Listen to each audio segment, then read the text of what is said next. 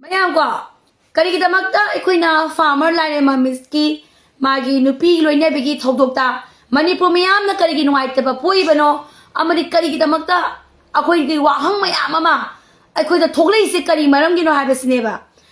Mayam Kambi, Mayam, Pamanasu, Tishabu Aro Vigano, Farmer Line, Mamit Amadi, Quitoishna, Ibasi, Yam Nushiba, Kungangi Kaitoba, Adugum Lava, Yam Nushiba, Mate Manauni. Kamai farmer line mamina equigi Manipuri platform asida.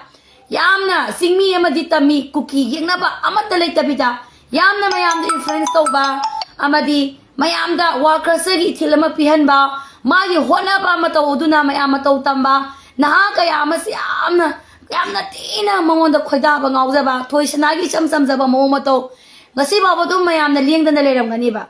tobotobo dead cause ase akogi family ki side ta ai kunari lonari akogi thoisna gi machi oram bayai oram de bayai na khoyu be side ki family side ki dead cause ya yamna laina ma je lai to maboro maboro ani oni boy mi so koi khangdre madu ek to social media da haibi da ba number 1 maram di dead cause ya kanam da na khangde hoi the doctor na gi magi sibagi dead cause medical tam da piram gani ko thajai but magi thai bado kari maram gino kai gino abisi akoi loina mak hangnari neba haibadi emotional imbalance oire ba koi loina ma hangnari ba mayama ma thousands am har kani farmer da su magi mapure bana kai tawrage mapure bana kari la lagi mayama tor kani ba but please madong atang lep khisi ba ko madong atang lep piyo please ai koina ai gi emotions ya kitang break fa biyo ba kitang break fa haninge ba masegi apple ne ba family ki side so machine na di lai tong boko podo yes okay madu chumamba ya na kala moromda madu de ek puthor ba matam da comment me am demo lai tong ga hu thak pauna bra du to bra ta to ba ma puthore ba madu yeng ba da su nungai jate madu gi aina status ta copy wa na apple do bane ba please emotional da yamna kai ga da ba so ka da ba mi amagi dead cause amabu yam da line na social media da blame toba allegation toba defame toba se masi ari ke die koi ngatang potha mina gi seba ai kudani loner ga aise ge sa puna makta please I am the aise ge ba ko ai su nungai te thoisana farmer na ai na nungai te ba farmer na thoisana gi thagalai ba photo yellow do madugi nimita ai na mogi manakta chatpada sethi pa dress tupi na chomda mana nungsina hiaga aingondu supiba ai photo do thagaleba photo do ai ne na soyeba thagaleba phamana thagaleba photo do su atai tega natabada ai ga sabina ba numi ka khibagi adugi photo do neba adu ai na moina nungai teba se nai nungai teba adu ai magi youtube thaga minag mana hagi badu ai mu taraga ai kapeba ai kapoi ai khani ne goze maram aduna yam ti nungai teba mana hairamba mana haiba isi nang lakpa se ai bulsida nungai haise ki ba keza ba oina za ba mayam thoisana ga punba mayam nu siram gani ba ko samane ba duna ai khoi loi maksi emotion oi bani na mana kari ki do ningam da bado pamu bado ningam da ba kari ki thaino na bagi ai khoi wakhal lon sida wang zan hang aga ai khoi emotional style na bang khang da bani na farmer da lai mamita mayam blame toba mayam allegation toba imung manunggi mayam tobi bado madunga tang lepiu haine haizege nga phadamina gi si ko ai ma bunu sibi ba mayam na magi lana thoram yodinga gi adu hangba sat hani biya pam su leizei ingna sikna lairam lenda leina bagi damakta ngamjaba mangani lihunda leiram kujo khara katpiba ko ana aina haining badi nupi oi bi sing thona phasi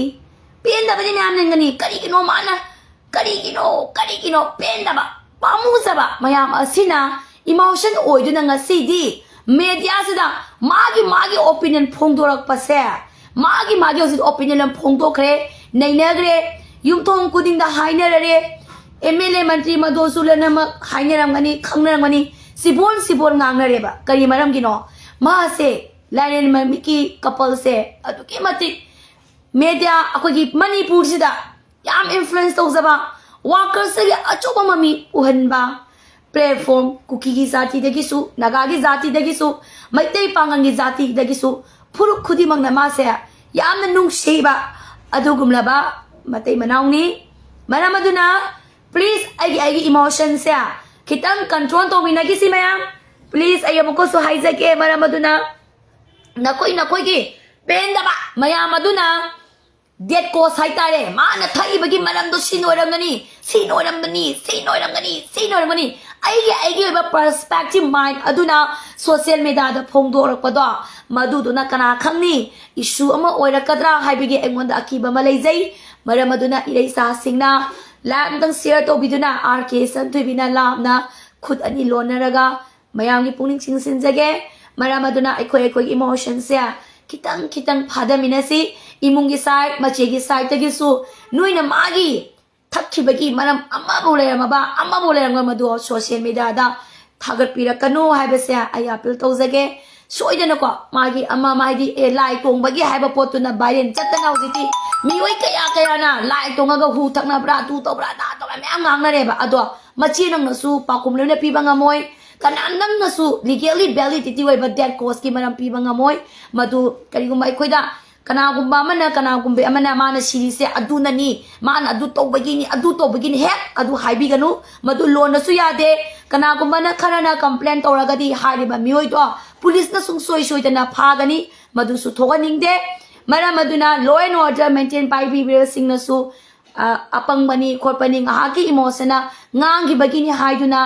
koi law and order by biba ikai khumna da police na su understand kitang tahoningi farmer line mam ki yamna big influence manipur da tabana maram oiraga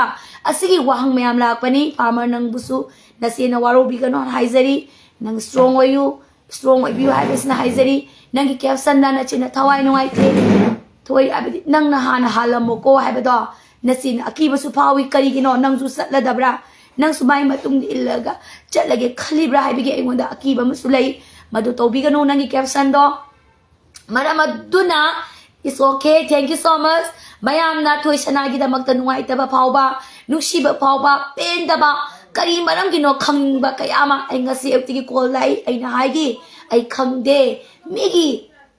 layron chandri ba mangani lihun yodi ba da ay koy mayam na sumay na tension piragadi kamdong niya mayam ay nahayzari ba pila sida mayam na yaning agadi yaninge haba wafa madu pongdok piramo kamenda adu ay koy punama emotional koi control to minagi si habesna rk santui bigi apiloi jake ai comments lena pazai adu ai yengde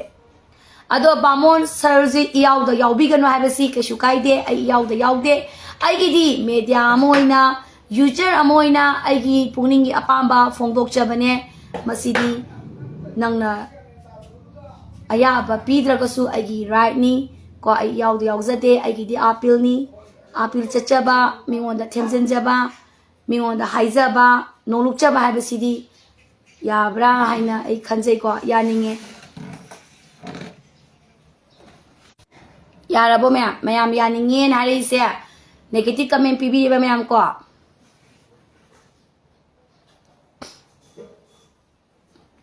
aduna lotion mina babadi yargi migi pangang da habado media da pangang da ngangbodo adu to haning da bagi apamba phongdok sabane yaningin hari se thank you so much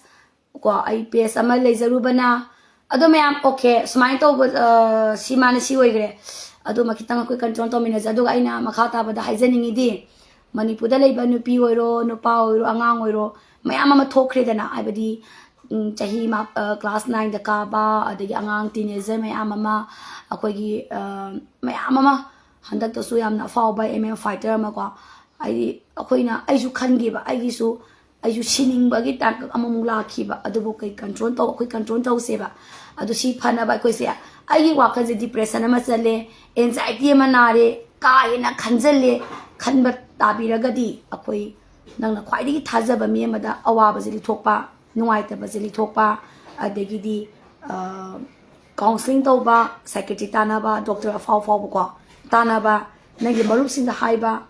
adagi adu ma mayam du dine baina agi nakta la o tana si wai sana si na haijari si ko and hojikti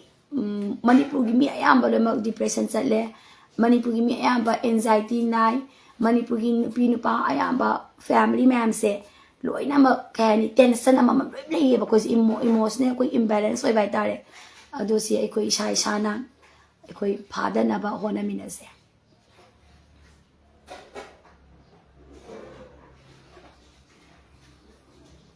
mane ko sound ra ba mayam na puning phada minase abasi ai gi apil ni mayam da yaw da yaw hana ai ngoda blame to bi warden ni hai bi adu sai noi te ba to bo to bu RK san thui bi di ai yam na khang ba kali noi na mayam da thina ngang ba sa ai khang ma nga me maram de di kai khali o